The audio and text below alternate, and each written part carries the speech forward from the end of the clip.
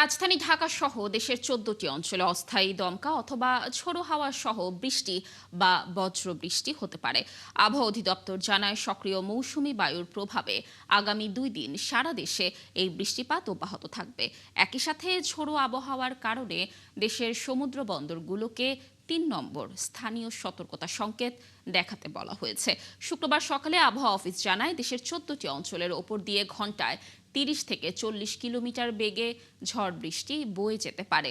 গত ২৪ ঘন্টায় দেশের সবচেয়ে বেশি বৃষ্টিপাত রেকর্ড করা হয়েছে চট্টগ্রামে ২১১ মিলিমিটার এবং আমবাগানে ১৫৩ মিলিমিটার।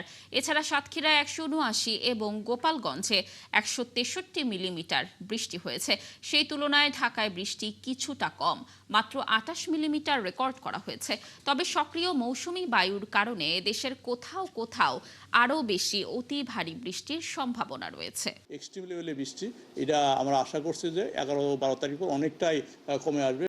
কিন্তু আপনার নর্মাল যে বৃষ্টি, আপনার যে নর্মাল বৃষ্টি ২০-৩০ মিলিমিটার বৃষ্টি, এটা এই সময় নর্মাল বৃষ্টি এটা হতেই হবে, না হলে তো আপনার ধরেন অনেকটাই আবার কৃষিক্ষেত্রে এটা ভালো হবে না। যে নর্মাল বৃষ্টি যেটা সেটা হবে, তবে এক্সট্রিম লেভেলের বৃষ্টি কমে যাবে। দর্শক, এ বিষয়ে আরো খবর নিয়ে আবহাওয়া অফিস থেকে যুক্ত হচ্ছেন আমাদের সহকর্মী ইলিয়াস আকুন।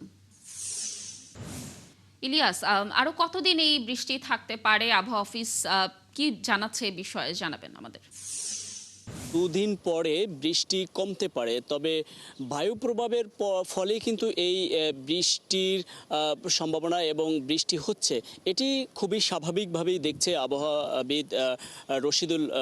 তিনি বলছেন যে এটি এই মৌসুমে বৃষ্টি হবে, সেটি স্বাভাবিক। এবং যদি বলি যে ঢাকাতেই মোটামুটি বৃষ্টি কম এবং ঢাকার বাহিরে যেসব অঞ্চলগুলো রয়েছে, পাহাড়ি অঞ্চলগুলো, সেসব অঞ্চলে একটু ভয়ের বিষয় আছে। পাহাড়ি অঞ্চলগুলোতে সাবধানে থাকার জন্য বলছিলেন এবং সেখানে পাহাড় ধস হতে পারে। এবং আগামী 2 দিন ধরে, অর্থাৎ রবিবার থেকে কিছুটা বৃষ্টি কমে আসবে, সেটি কিন্তু তারা আভাস দিয়েছে। পাশাপাশি আমি জানার চেষ্টা করেছি যে নৌ ক্ষেত্রে, অর্থাৎ লঞ্চ চলাচলের ক্ষেত্রে কোনো বাধা আছে কিনা। তবে আপাতত তিনি জানিয়েছেন যে নৌ ক্ষেত্রে, অর্থাৎ লঞ্চ চলাচলে কোনো বাধার নেই এবং স্বাভাবিকভাবে লঞ্চ চলাচল করতে পারবে। সেক্ষেত্রে লঞ্চ চলাচল স্বাভাবিকভাবে করলেও যে লঞ্চ, অর্থাৎ মাছ ধরার ট্রলারগুলা বা সমুদ্রগুলা, সেই সমুদ্রগুলোতে কিন্তু ট্রলারগুলো না যাওয়ার জন্য বলছে। পাশাপাশি বলছে যে ৩ নম্বর সতর্ক সংকেত দেখিয়ে যেতে বলা হয়েছে।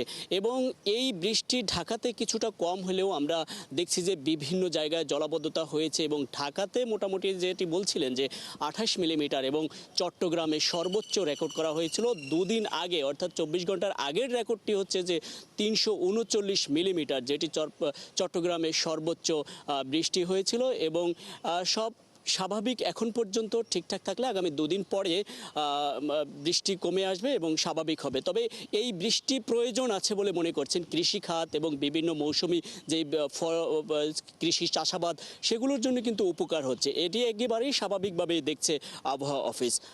লাবণী, ধন্যবাদ ইলিয়াস যুক্ত থাকার জন্য। দর্শক, আমাদের সহকর্মী যেমনটি জানাচ্ছিলেন যে আগামী 2 দিন বৃষ্টি বা বজ্রবৃষ্টি থাকতে পারে, এরপর হয়তো কিছুটা কমতে শুরু করবে।